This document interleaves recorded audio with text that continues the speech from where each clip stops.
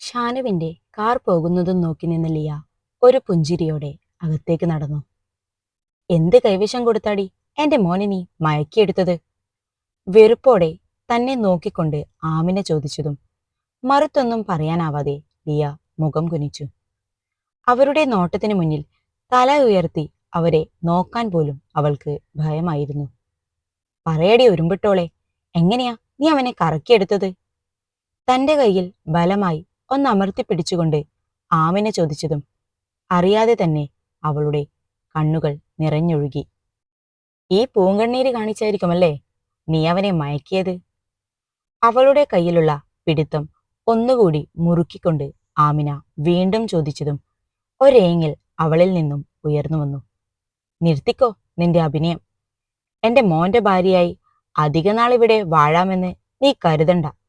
നിന്നെ എങ്ങനെ അവന്റെ ജീവിതത്തിൽ നിന്നും ഒഴിവാക്കണമെന്ന് എനിക്കറിയാം. അത്രയും പറഞ്ഞുകൊണ്ട് അവളിലുള്ള പിടുത്തം വിട്ട് അവർ അകന്നു പോയതും ഉള്ളിലുള്ള പേടിയാലും സങ്കടത്താലും ഒന്നുറക്കെ കരയാൻ പോലും ആവാതെ വാ പൊത്തി അവൾ റൂമിലേക്ക് ചെന്നു. അവിടെ നിന്നും വീണ്ടും കരയുന്നത് കണ്ടാൽ അതും തന്റെ അഭിനയമാണെന്ന് പറയുമെന്ന് കരുതിയവൾ കതകടച്ച് ബെഡിലേക്ക് വീണു. അറിയാം തനിക്ക് ഈ വീട്ടിലേക്ക് മരുമകളായി വരാനുള്ള അർഹതയില്ലെന്ന്.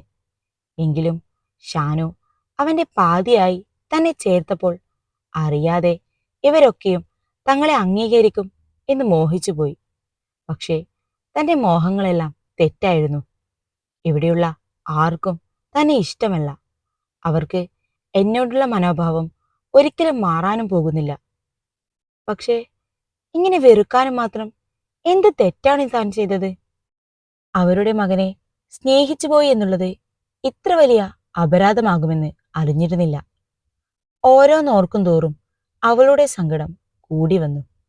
കരഞ്ഞ് തളർന്നിരിക്കുമ്പോഴാണ് ഫോൺ റിങ് ചെയ്യുന്നത് കേട്ടത്. കണ്ണുകൾ നിറഞ്ഞൊഴുകുന്നത് കൊണ്ട് തന്നെ ആരാണ് വിളിക്കുന്നതെന്ന് കാണാൻ പറ്റുന്നുണ്ടായിരുന്നില്ല. വേഗം മുഖം തുടച്ചവൾ സ്ക്രീനിലേക്ക് നോക്കി. ഉമ്മ എന്ന നമ്പർ കണ്ടതും അവൾ തന്റെ കരച്ചിൽ അടക്കി പിടിച്ച് ഫോൺ അറ്റൻഡ് ചെയ്തു. മോളെ. മറുതലക്കിലുള്ള സ്നേഹത്തോടെയുള്ള വിളിയിൽ അറിയാതെ ഒരേങ്ങൽ ഉയർന്നു. ഉമ്മ.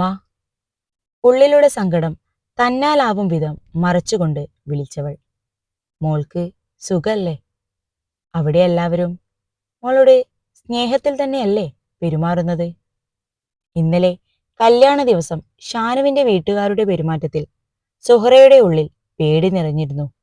ലിയയോടൊന്ന് അവരാരും ചിരിച്ചുപോലുമില്ലെന്ന് മനസ്സിലായപ്പോൾ തൊട്ട് തുടങ്ങിയ പേടിയാണവർക്ക്. ഇവിടെ എനിക്ക് സുഖമാണുമ്മ. എല്ലാവർക്കും എന്നോട് നല്ല സ്നേഹ, പ്രത്യേകിച്ച് ഷാനുവിന്റെ ഉമ്മാക്ക്. കുറച്ചു മുമ്പുള്ള അവരുടെ പെരുമാറ്റത്തെ വേദനയോടെ തിരുത്തി പറഞ്ഞവൾ. ആണോ? എനിക്ക് സമാധാനായി. അവർക്കൊക്കെ നിന്നോട് ഇപ്പോഴും പിണക്കമായിരിക്കുമെന്നാ ഞാൻ കരുതിയത്. തന്റെ മകൾക്ക് അവിടെ സുഖമാണെന്ന് കേട്ടപ്പോഴാണ് സുഹറയുടെ ഉള്ളിലെ തീയൊന്നണഞ്ഞത്. ഉപ്പയും ഉമ്മാമയും എവിടെ? ദാ ഇവിടുണ്ട്, ഞാൻ കൊടുക്കാം. കുറച്ചുനേരം ലിയ അവരോടൊക്കെ സംസാരിച്ചിരുന്നു. അപ്പോഴേക്കും അവളുടെ മനസ്സിലെ സങ്കടമെല്ലാം എങ്ങോ പോയി മറഞ്ഞിരുന്നു. തന്റെ ഉറ്റവരെ കാണണമെന്നുള്ള വിഷമമല്ലാതെ മറ്റൊന്നും അവളപ്പോൾ ചിന്തിച്ചിരുന്നില്ല. തുടരെ തുടരെയുള്ള കഥകിലെ മുട്ടുകേട്ട് അവളൊന്ന് അമ്പരന്നു. ഞാൻ പിന്നെ വിളിക്കാം എന്ന് പറഞ്ഞ് കോൾ കട്ടാക്കിക്കൊണ്ട് വാതിൽ തുറന്നതും പുച്ഛത്തോടെ തന്നെ നോക്കുന്ന ഷാനയാണ് കണ്ടത്. കെട്ടിലമ്മ ഇവിടെ കഥകടച്ച് എന്താ പരിപാടി? ചുണ്ടുകൂട്ടിക്കൊണ്ട് അവൾ ചോദിച്ചതും ഞാൻ ഉമ്മ വിളിച്ചപ്പോ സംസാരിക്കുകയായിരുന്നു എന്ന് മറുപടി നൽകിയവൾ. ഇങ്ങോട്ട് ഇന്നലെ കെട്ടിയെടുത്തതല്ലേ ഉള്ളൂ, അപ്പോഴേക്കും ഇതിന് മാത്രം എന്ത് വിശേഷമാണ് പറയാനുള്ളത് നിങ്ങൾക്ക്? ഞാൻ ഇതുവരെ വീട്ടിൽ നിന്ന് മാറി നിന്നിട്ടില്ല. അതിൻ്റെ ഒരു സങ്കടാണ് എല്ലാവർക്കും. അത്രയ്ക്ക് സങ്കടാണെങ്കിൽ നീ തിരിച്ച് അങ്ങോട്ട് തന്നെ പോയിക്കോ. ഞങ്ങളാരും നിന്നെ തടയില്ല. അതിന് ലിയ മറുപടിയൊന്നും പറഞ്ഞില്ല. പോയി അടുക്കളയിൽ ചെന്ന് വല്ലതും വെച്ചുണ്ടാക്ക്. ഷാന ലിയയെ നോക്കി കൽപ്പിച്ചതും മറുത്തൊന്നും പറയാതെ നേരെ താഴേക്ക് ചെന്നവൾ. മോളെ, മോളെ എങ്ങോട്ടാ ഈ തിരക്കിട്ട് പോകുന്നേ? ധൃതിയിൽ അടുക്കളയിലേക്ക് ചെല്ലുന്നവളെ കണ്ടതും ഉമ്മാമ്മ വിളിച്ചു. ഞാൻ കിച്ചണിലോട്ട് എന്തെങ്കിലും സഹായത്തിന്. വിക്കി വിക്കി പറയുന്നവളെ കൗതുകത്തോടെ നോക്കിയിരുന്നു ഉമ്മാമ്മ. അവിടുത്തെ ജോലി ചെയ്യാനൊക്കെ ആളുണ്ട് മോള്, അതൊന്നോർത്ത് ടെൻഷൻ ആവണ്ട. എന്നാലും വെറുതെ ഇരിക്കുന്നതിലും നല്ലതല്ലേ. റൂമിൽ തന്നെ ഇരിക്കുമ്പോ എന്തോ മടുപ്പ് പോലെ. എന്നാ മോളുടെ ഇഷ്ടം പോലെ ആയിക്കോ. പിന്നെ ഇവിടെ വേറെ ആരെങ്കിലും നിർബന്ധിച്ചിട്ടാണ് ഈ പോക്കെങ്കിൽ അത് വേണ്ട. ലേക്ക് പിന്നാലെ സ്റ്റെയർ ഇറങ്ങി വരുന്ന ഷാനയെ കണ്ടതും അവളെ ഒന്ന് തുറച്ചു നോക്കി ഉമ്മാമ്മ പറഞ്ഞതും ഷാന ഞാനൊന്നും പറഞ്ഞില്ലെന്ന മട്ടിൽ ആംഗ്യം കാണിച്ചുകൊണ്ട് നേരെ പുറത്തേക്കിറങ്ങി. ഈ ഉമ്മാമാക്ക് ഇതെന്തിന്റെ കേടാ? വന്ന് കേറിയില്ല, അതിനു മുന്നേ അവളെ തലയെ കയറ്റി വെച്ചിരിക്കുവല്ലേ. പിറുപിറുത്തുകൊണ്ട് നടന്നു വരുന്ന ഷാനയെ ആമിനയും ആയിഷയും സംശയത്തോടെ നോക്കി. എന്താ മോളെ, എന്താ മുഖത്തിനൊരു വാട്ടം?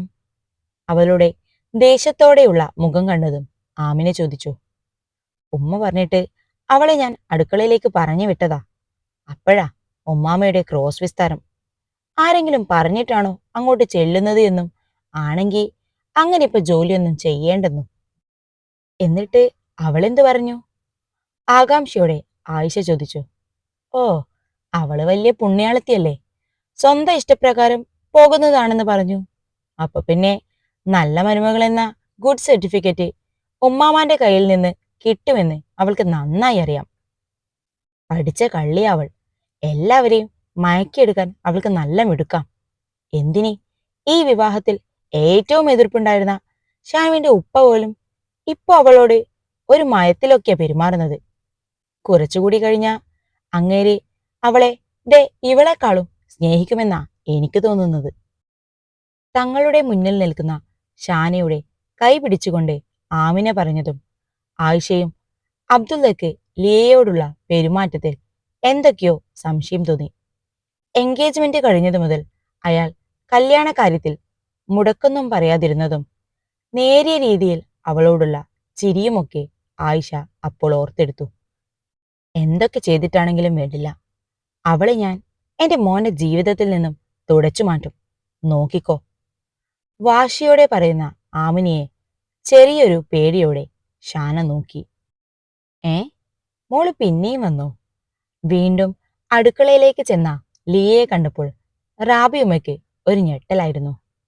ഇത്ത, എന്തെങ്കിലും ജോലി ചെയ്യാനുണ്ടെങ്കിൽ പറഞ്ഞോ, ഞാൻ ചെയ്തു തരാം. നിറഞ്ഞ മനസ്സോടെ പറയുന്നവളെ സ്നേഹത്തോടെ ഒന്ന് നോക്കിയവർ.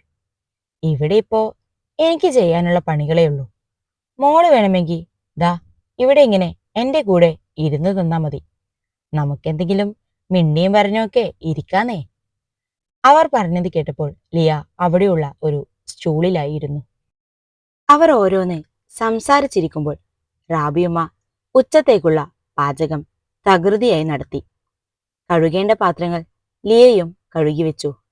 മോളെ, മോള് വിചാരിക്കുന്നത് പോലെ ഇവിടെയുള്ള ആരും അത്ര ദുഷ്ടമനസ്സുള്ളവരൊന്നുമല്ല. പിന്നെ ഈ കല്യാണത്തിൽ അവർക്കുള്ള എതിർപ്പ് കൊണ്ടാണ് ഇപ്പോ മോളോടുള്ള ഈ ഇഷ്ടക്കുറവ്. അതൊക്കെ പയ്യെ മാറും.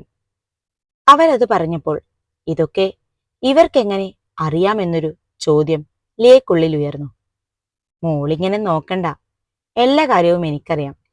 ഒന്നുമില്ലെങ്കിലും രാവിലെ മുതൽ വൈകിട്ട് വരെ എന്നും ഞാൻ ഇവിടെ ഉണ്ടാകാറില്ലേ? അങ്ങനെ അറിഞ്ഞതാണെന്ന് കൂട്ടിക്കോ. ലിയയുടെ അടുത്തേക്ക് വന്ന് അവളുടെ കവിളിൽ തലോടിക്കൊണ്ട് അവർ പറഞ്ഞു. ഇനി മോള് പോയിക്കോ, കുറച്ചു നേരം കിടന്നോ. അത് കേട്ടതും ലിയ നേരെ മുകളിലേക്ക് ചെന്നു. കുറച്ചു നേരം ഫോണിൽ കളിച്ചു കൊണ്ടിരുന്നപ്പോഴാണ് റനയെ ഓർമ്മ വന്നത്. അപ്പോൾ തന്നെ അങ്ങോട്ട് വിളിച്ചു. പക്ഷേ അവൾ കോൾ അറ്റൻഡ് ചെയ്തില്ല. റന ക്ലാസ്സിലായിരിക്കില്ലേ എന്ന് അപ്പോഴാണ് ലേയും ഓർത്തത്. പിന്നെ വെറുതെ അലസമായി ഒന്നും ചെയ്യാനില്ലാതെ വെറുതെ കിടന്നു. കുറച്ചു ദിവസമായുള്ള കല്യാണത്തിന്റെ ക്ഷീണമുള്ളത് കൊണ്ട് തന്നെ പെട്ടെന്ന് കണ്ണുകൾ അടഞ്ഞ് ഉറക്കത്തിലേക്ക് ആണ്ടുപോയി. ഈ സമയം തന്റെ ജോലികളൊക്കെ പെട്ടെന്ന് തീർത്ത് ഷാനു വീട്ടിലെത്തി. നേരെ മുകളിലേക്ക് കയറാൻ ഒരുങ്ങിയ അവനെ ആമിന വിളിച്ചു. മോനെ ഷാനു, ഒന്നിങ്ങ് വന്നേ. എന്താ ഉമ്മ, എന്തിനാ വിളിച്ചേ? ഒന്നുമില്ല മോനെ, ഇന്നത്തെ നിന്റെ മീറ്റിംഗ് എങ്ങനെയുണ്ടായിരുന്നു എന്നറിയാൻ വിളിച്ചതാ. അത് സക്സസ് ആയിരുന്നു. പുതിയൊരു പ്രോജക്റ്റും അതിലൂടെ നമുക്ക് കിട്ടി. അതിന്റെ സന്തോഷവും അവന്റെ വാക്കുകളിലുണ്ടായിരുന്നു. ആണോ, നന്നായി. അവന്റെ തലയിൽ തലോടിക്കൊണ്ട് ആമിന പറഞ്ഞു. പിന്നെയും കുറെ നേരം അവർ അവനോട് എന്തൊക്കെയോ സംസാരിച്ചു. മറ്റൊന്നും കൊണ്ടല്ല, അവൻ ലിയയുമായി ഇടപഴകുന്ന സമയമില്ലാതാക്കുക എന്നതായിരുന്നു അപ്പോൾ ആമിനയുടെ ഉദ്ദേശം. ഉമ്മ, ഞാൻ ആകെ ടയേർഡാണ്. ഒന്ന് ഫ്രഷായി വന്നിട്ട് ബാക്കി പറയാം. അതും പറഞ്ഞ് എഴുന്നേറ്റവനെ പിന്നെയും പിടിച്ചു നിർത്താൻ ആമിനക്കായില്ല. നേരെ റൂമിലേക്ക് ചെന്ന ഷാനു കാണുന്നത് ചുരുണ്ട് കിടന്നുറങ്ങുന്ന തന്റെ പെണ്ണിനെയാണ്. ആ കിടത്തം കണ്ടപ്പോൾ അവന്റെ ഉള്ളിൽ എന്തോ ഒരു സങ്കടം തോന്നി. താൻ ഇല്ലാത്ത സമയം ഉമ്മയും മറ്റുള്ളവരും എന്തെങ്കിലും പറഞ്ഞ് അവളെ വിഷമിപ്പിച്ചോ എന്നൊരു പേടിയും അവനുണ്ടായി. ഒരു പൂച്ചക്കുഞ്ഞിനെ പോലെ പതുങ്ങിക്കിടക്കുന്നവളുടെ അടുത്ത് അവൻ ചെന്നിരുന്നു. പാതി അഴിഞ്ഞ മുടി അവളുടെ മുഖത്ത് വീണു കിടപ്പുണ്ട്. അവനതൊക്കെയും ആ ചെവിക്കു പിറകിലായി ഒതുക്കി വെച്ചുകൊടുത്തു. കണ്ണുകളിൽ നിന്നും കണ്ണുനീർ ഒഴുകിയ അടയാളങ്ങൾ ആ കവിളിൽ കാണാം. അത് കണ്ടതും അവന് എന്തോ പോലെയായി. പതിയെ അവളുടെ മുഖത്തോട് അവൻ തന്റെ മുഖം അടുപ്പിച്ചു. കരഞ്ഞു വീർത്ത ആ കണ്ണുകളിൽ അവളെ ഉണർത്താതെ മുത്തങ്ങൾ നൽകി. ആ ചുംബനമേറ്റപ്പോൾ ഉറക്കത്തിലും അവളൊന്ന് കുറുകി. വിടർന്നു നിൽക്കുന്ന റോസാപ്പൂ പോലുള്ള അവളുടെ ആ അധരങ്ങൾ അവനെ തന്നെ തുറിച്ചു നോക്കുന്നത് പോലെ അവന് തോന്നി. വിരൽ കൊണ്ട് അവയെ അവൻ പതിയെ തടവി. എന്ത് സോഫ്റ്റാണ് ആ ദളങ്ങൾ എന്നവൻ ഓർത്തു. പതിയെ അവയിലേക്കും അവന്റെ ചുണ്ടുകൾ ചേർത്തു. അവയെ ഒന്നാകെ കടിച്ചെടുക്കാൻ തോന്നിയെങ്കിലും അവൾ ഉണരുമെന്നു കരുതി ആ ശ്രമം ഉപേക്ഷിച്ചവൻ പിന്നീട് ഒന്ന് ഫ്രഷ് ആവാനായിപ്പോയി. കുളിയൊക്കെ കഴിഞ്ഞ് അവൻ വന്നപ്പോഴും പെണ്ണ് നല്ല ഉറക്കത്തിൽ തന്നെയാണ്. അവൾക്കരികിലായി അവനും സ്ഥാനം പിടിച്ചു. മലർന്നു കിടന്നവൻ അവളെ തന്റെ കൈക്കുള്ളിലായി പതിയെ കിടത്തി. തന്റെ നെഞ്ചിലായി ചാനുറങ്ങുന്ന അവളുടെ നെറ്റിയിൽ മുത്തങ്ങൾ നൽകിക്കൊണ്ട് അവളെ ഇരു കൈയാലും പൊതിഞ്ഞു പിടിച്ച് അവനും ഉറക്കത്തിലേക്ക് വഴുതി വീണു. എപ്പോഴോ ഉറക്കമൊന്ന് ഞെട്ടിയവൾ കണ്ണു തുറന്നപ്പോൾ ഒന്നമ്പരന്നു. താനിപ്പോൾ ഷാനുവിന്റെ നെഞ്ചിൽ തല വെച്ചാണ് കിടക്കുന്നത്. എപ്പോഴാണ് അവൻ ഇവിടെ വന്നത്? താനെങ്ങനെ അവന്റെ കരവലയത്തിന് ഉള്ളിലായി? ഒന്നും അവൾക്ക് മനസ്സിലായില്ല. ഒരു പിടപ്പോടെ അവൾ പിടഞ്ഞെഴുന്നേറ്റു. എന്താ പെണ്ണേതേ, എന്റെ ഉറക്കവും കളഞ്ഞല്ലോ നീ. പാതി വഴിയിൽ ഉറക്കം വിട്ട പരിഭവത്തോടെ കണ്ണൊന്ന് ചിമ്മിത്തുറന്ന് ഷാനു പറഞ്ഞതും അവൾ അവനെ ഒന്ന് കൂർപ്പിച്ചു നോക്കി. ഈ ഉണ്ടക്കണ്ണുകൊണ്ട് നോക്കി പേടിപ്പിക്കാതെടി. ചുണ്ടും കണ്ണും കൂർപ്പിച്ചുകൊണ്ടുള്ള അവളുടെ നോട്ടം കണ്ടതും അവനെ ചിരി അടക്കാനായില്ല. ഷാനു എപ്പോഴാ വന്നത്? എന്നെ ഒന്ന് വിളിച്ചു പോലുമില്ലല്ലോ. അതിനെ ഞാൻ വന്നപ്പോ നീ നല്ല ഉറക്കമായിരുന്നു. ഒരു പൂച്ചക്കുഞ്ഞിനെ പോലെ പതുങ്ങിക്കിടക്കുന്ന കാണാൻ തന്നെ നല്ല രസായിരുന്നു. അപ്പൊ പിന്നെ നിന്നെ ഉണർത്താൻ തോന്നിയില്ല. ആ കിടത്തം കണ്ടിട്ട് തന്നെ എനിക്കെന്റെ കൺട്രോൾ മൊത്തം പോയി കിടക്കുമായിരുന്നു. പിന്നെ നീ കൂടി എണീറ്റാ ഇന്നലെ തന്ന വാക്കൊക്കെ ഞാൻ അങ്ങ് മറന്നെന്ന് വരും. അതാ ഒന്നും മിണ്ടാതെ കേറിക്കിടുന്നത്. ഒരു കുസൃതിയോടെ ചുണ്ടുകൾ കടിച്ചു പറയുന്നവനെ നോക്കാൻ തന്നെ അവൾക്ക് നാണമായി. ഒന്ന് പോയേ ഷാനു. ഇനിയും ഇവിടെ ഇരുന്നാൽ മറ്റു പലതും കേൾക്കേണ്ടി വരും എന്നറിയാവുന്നത് കൊണ്ട് തന്നെ അവൾ അവിടുന്ന് എഴുന്നേറ്റ് പോകാനൊരുങ്ങി. എന്നാൽ അപ്പോഴേക്കും അവന്റെ പിടുത്തം അവളുടെ കയ്യിലിട്ടിരുന്നു. ബലമായി ഒന്ന് ആഞ്ഞു വലിച്ചതും പെണ്ണ് നേരെ അവന്റെ നെഞ്ചോട് ചെന്ന് വീണു. അവനവളെ കൂടുതൽ ഇറുക്കത്തിൽ പുണർന്നു.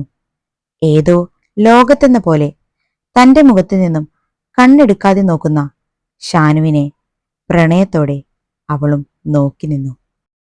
അവളിൽ നിന്നും ഉയർന്നു കേൾക്കുന്ന നെഞ്ചിടിപ്പും വിറയലും ഷാനുവിനെ നന്നായി മനസ്സിലായി. രണ്ടുപേരും അത്രമേൽ പ്രണയത്താൽ വീർപ്പുമുട്ടുകയായിരുന്നു അപ്പോൾ.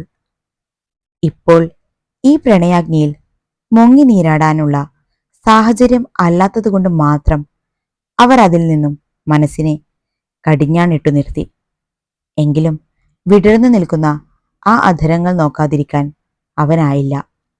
അവൻ തന്റെ ചൊടികൾ അവളുടേതുമായി കോർത്തുവെച്ചു. വിടർന്ന ചുണ്ടുകൾ ആർത്തിയോടെ നുണഞ്ഞെടുത്തു. എത്രയൊക്കെ നുണഞ്ഞിട്ടും മതി വരാത്തതുപോലെ. അവളുടെ കഴുത്തിനു പിന്നിൽ കൈ ചേർത്ത് അവനവളെ കൂടുതൽ തന്നിലേക്കടുപ്പിച്ചു. ഭ്രാന്തമായ ആവേശത്തോടെ തഴുകിയും തലോടിയും അവനവളെ വശം കെടുത്തി. ഒടുവിൽ ശ്വാസം വിലങ്ങുതടി ആഴപ്പോഴാണ് അവളെ ഒന്ന് മോചിപ്പിച്ചത്. ശരീരം ഒന്നാകെ പാഞ്ഞുകേറിയ വിറയലോടെ തളർന്നുകൊണ്ട് അവൾ അവന്റെ നെഞ്ചിലേക്ക് ചാഞ്ഞു. എന്റെ ഈ പ്രണയത്തെ പോലും താങ്ങാൻ പറ്റാത്ത നീ എങ്ങനെ എന്നിലെ മുഴുവൻ പ്രണയവും ദാഹവും നേരിടും? ഒരു ചുംബനത്താൽ തളർന്നിരിക്കുന്നവളെ നോക്കി വല്ലാത്ത ഭാവത്തോടെ അവൻ ചോദിച്ചു. വീണ്ടും എന്തൊക്കെയോ പറയാൻ തുടങ്ങിയവന്റെ നെഞ്ചിൽ നിന്നും പതിയെ തല ഉയർത്തി അവന്റെ കണ്ണിലേക്കായി ഒന്ന് നോക്കി ലിയ. ഷാനുവിന്റെ കണ്ണുകൾ അവളുടെ കണ്ണുമായി കോർത്ത നിമിഷം ലിയ തന്റെ അധരങ്ങൾ അവന്റെ അധരത്തിലേക്ക് ചേർത്തു വെച്ചു. ഷാനു ഒന്ന് ഞെട്ടി. അവളിൽ നിന്നും ആദ്യമായാണ് ഇങ്ങനെയൊരു നീക്കം. അവനും എല്ലാം അവൾക്കായി വിട്ടുകൊടുത്തു. ചുണ്ടുകളിൽ നിന്നും അവളുടെ നാക്ക് തന്റെ ഉള്ളിലേക്ക് വലിഞ്ഞു അതിന്റെ ഇണയെ തേടുന്നത് അവൻ അറിഞ്ഞു. പിന്നെ അവനും അവളിലായി ലയിച്ചു. തെല്ലൊരു സമയം കഴിഞ്ഞതും നാണത്തോടെ അവൾ അവനിലുള്ള ആധിപത്യം അവസാനിപ്പിച്ചു. പിന്നീട് ഒന്ന് ഫ്രഷായി രണ്ടാളും താഴേക്ക് വരുമ്പോഴേക്കും മറ്റുള്ളവർ ഭക്ഷണം കഴിക്കാനായി ഇരുന്നിരുന്നു. വാമോനെ, നിങ്ങളെ വിളിക്കാൻ ഞാൻ ഷാനയോട് പറയുമായിരുന്നു. അത് കേട്ടതും ചെറുചിരിയോടെ ലിയയുടെ കൈപിടിച്ച് ഷാനു അവനരികിലായി തന്നെ അവളെ ഇരുത്തി.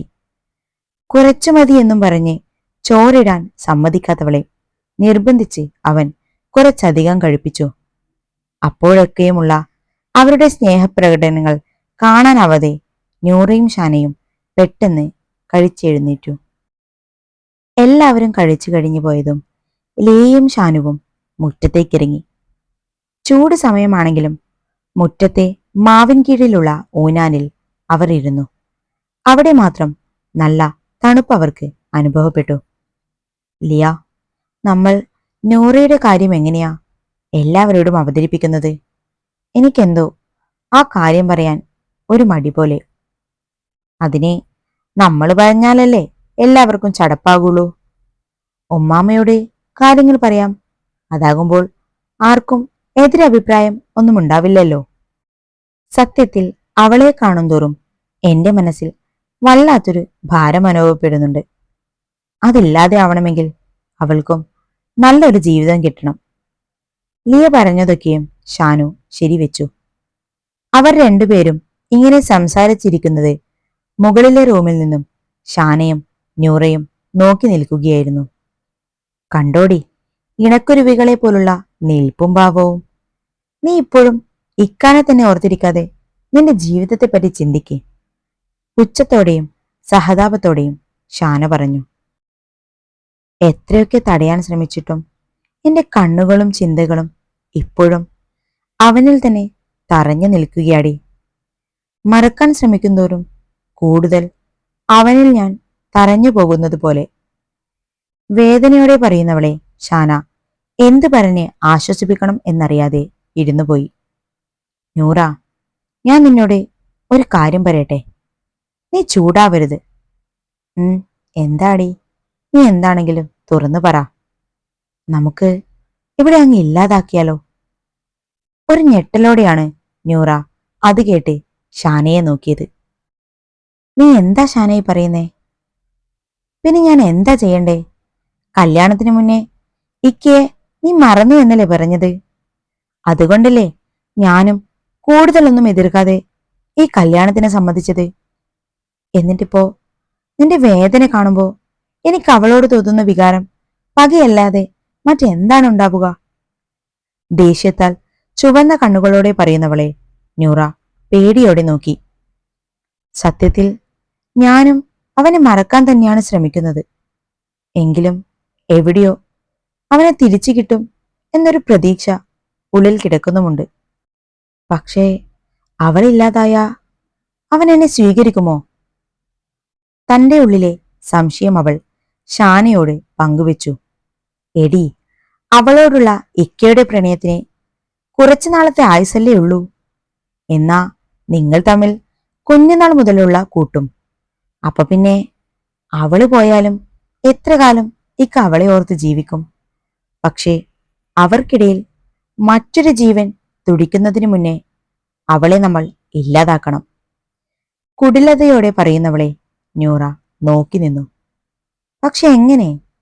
ആരെങ്കിലും ഇതൊക്കെ അറിഞ്ഞാ നമ്മൾ എന്തു ചെയ്യും? എടി, ഈ വീട്ടിൽ ആകെ ഇക്കയും ഉമ്മാമ്മയും മാത്രമല്ലേ അവളെക്കുറിച്ച് ഓർക്കുന്നുള്ളൂ. മറ്റുള്ളവരൊക്കെ നമ്മുടെ സൈഡും. അതുകൊണ്ട് നമ്മളൊന്നും പേടിക്കണ്ട. ആരെയൊക്കെ കൂട്ടുപിടിച്ചാണെങ്കിലും എന്തൊക്കെ ചെയ്തിട്ടാണെങ്കിലും അവളെ നമ്മൾ ഇക്കാന്റെ ജീവിതത്തിൽ നിന്നും തുടച്ചു മാറ്റും. ഉറപ്പോടെ പറയുന്നവളെ നൂറ കെട്ടിപ്പിടിച്ചു. എനിക്ക് വേണ്ടി ഇത്രയൊക്കെ ചെയ്യാൻ മാത്രം നിനക്കെന്നോട് അത്രയും സ്നേഹമുണ്ടോ?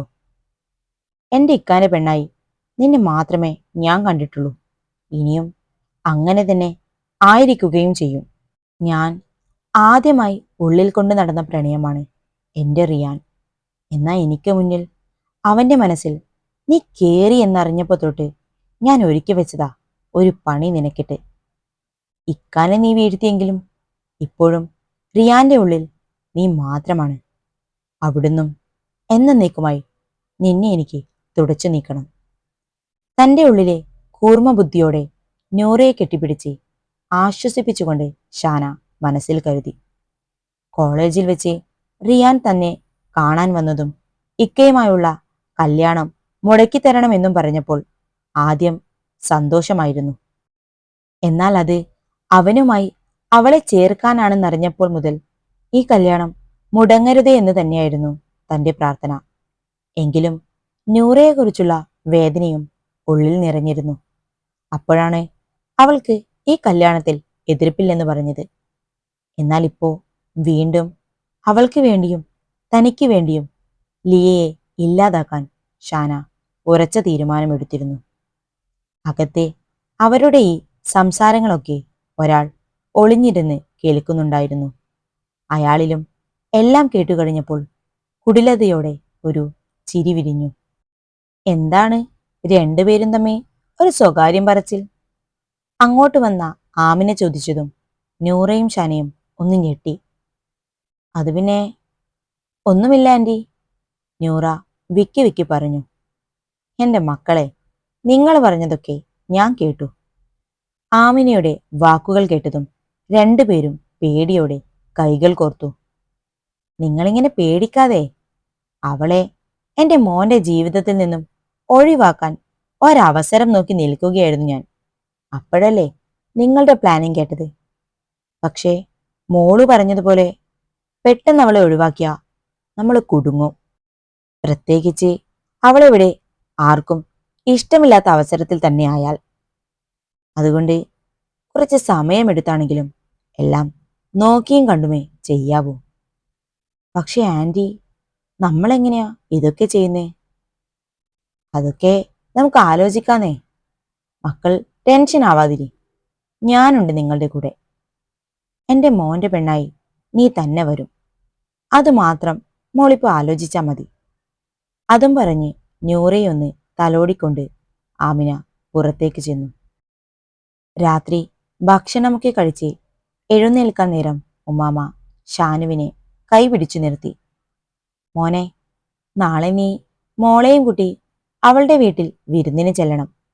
2 ദിവസം അവിടെ നിന്നിട്ട് തിരിച്ചു വന്നാ മതി. അത് കേട്ടതും ലിയയുടെ മുഖം തെളിഞ്ഞു. ഇങ്ങോട്ട് വന്നിട്ട് ഒരു ദിവസം മാത്രമേ ആയുള്ളൂ എങ്കിലും സ്വന്തം വീട്ടിലേക്ക് ചെല്ലാൻ അവൾ അത്രയും ആഗ്രഹിച്ചിരുന്നു. അതിനെന്താ ഉമ്മാമ, ഞങ്ങൾ നാളെ തന്നെ പോകാലോ. ലിയയുടെ മുഖത്തെ സന്തോഷം കണ്ടതും ഷാനു ഉമ്മാമ്മയോടായി പറഞ്ഞു. എന്നാ ശരി, നിങ്ങൾ പോയി കിടന്നോ. മുറിയിലെത്തിയതും അവളുടെ സന്തോഷം കണ്ടപ്പോൾ അവളെ അവൻ വലിച്ച് ഭിത്തിയോട് ചേർത്തു. എന്താണ്, വീട്ടിൽ പോണതോർത്ത് ഇത്ര വലിയ സന്തോഷം? അത് പിന്നെ സന്തോഷമില്ലാണ്ടിരിക്കുവോ? മുഖമൊന്ന് കനപ്പിച്ച് അവൾ പറഞ്ഞു. പക്ഷേ എനിക്ക് ഓഫീസിൽ നിന്ന് മാറി നിൽക്കാൻ പറ്റില്ല. അതുകൊണ്ട് തന്നെ അവിടെയാക്കി ഞാൻ ഇങ്ങ് പോരും. അത് കേട്ടപ്പോൾ വിടർന്ന പൂ പോലുള്ള അവളുടെ മുഖം വാടിക്കൊടിഞ്ഞ പൂ പോലെയായി. ഒരു 2 ദിവസം എന്നോടൊപ്പം നിൽക്കാൻ പറ്റില്ലേ? സങ്കടത്തോടെ ചോദിക്കുന്നവളെ ചിരിയോടെ നോക്കിയവൻ. നിന്നിട്ടും വലിയ കാര്യമൊന്നുമില്ലല്ലോ. എന്തോ അർത്ഥം വെച്ചവൻ പറഞ്ഞതും അവന്റെ നെഞ്ചിൽ പിടിച്ച് തള്ളി മാറ്റി അവൾ പോകാനൊരു ശ്രമം നടത്തി. തൊട്ടടുത്ത നിമിഷം അവൻ അവളുടെ അധരങ്ങൾ വലിച്ചെടുത്തു. കൈകൾ അവളുടെ കയ്യിൽ കോർത്ത് ഭിത്തിയിൽ അമർത്തി വെച്ചു. അവന്റെ കൈക്കരുത്തിൽ അവൾക്ക് കുതറി മാറാൻ കഴിഞ്ഞില്ല. ശ്വാസം കിട്ടാതെ തള്ളിപ്പിടിക്കുമ്പോൾ അവൻ തന്റെ ജീവനാണ് വലിച്ചെടുക്കുന്നത് എന്ന് തോന്നി അവൾക്ക്. വന്യമായൊരു ചുംബനത്തിന് ശേഷം അവൻ വിടുമ്പോൾ അവൾ തളർന്നുപോയി. അവൾക്കിരുവശവും കൈകുത്തി നിന്നവൻ അവളുടെ തടിച്ച വീർത്ത ചുണ്ടുകളും പിടയുന്ന കണ്ണുകളും കൊതിയോടെ നോക്കി. എന്ത് മധുരമാണ് പെണ്ണെ നിന്റെ ചുണ്ടുകൾക്ക്. അവളുടെ അധരങ്ങളിൽ വിരൽ തൊട്ടവൻ പറഞ്ഞതും നാണത്താൽ അവളുടെ കണ്ണുകൾ കൂമ്പിയടഞ്ഞു. ഇങ്ങനെ നിന്നാ വീണ്ടും എനിക്കവ സ്വന്തമാക്കാൻ തോന്നും എന്നവൻ പറഞ്ഞു തീർത്തപ്പോഴേക്കും അവൾ വാഷ്റൂമിലേക്ക് ഓടിക്കയറിയിരുന്നു. മേലൊന്ന് കഴുകി തിരിച്ചു വരുമ്പോൾ അവനും ഫ്രഷ് ആവാനായി കയറി. ഒടുക്കം അവൻ വന്നതും ആ നെഞ്ചിലെ ചൂടുപറ്റി അവളും കിടന്നു.